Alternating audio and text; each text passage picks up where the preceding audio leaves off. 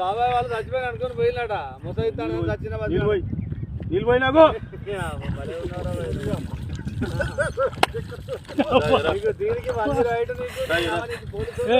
ఎందుకు పన్న వాళ్ళ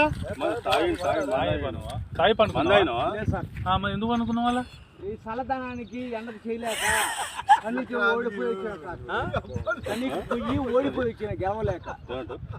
ఏం చేసావు 10 రోజుల నుంచి గణేట్ చేత నాతో గట్టించి నా కష్టం దోచుకొని గణేట్ రాయ్ నాకు అంటే డబ్బులు ఇచ్చారు కానీ క్షమ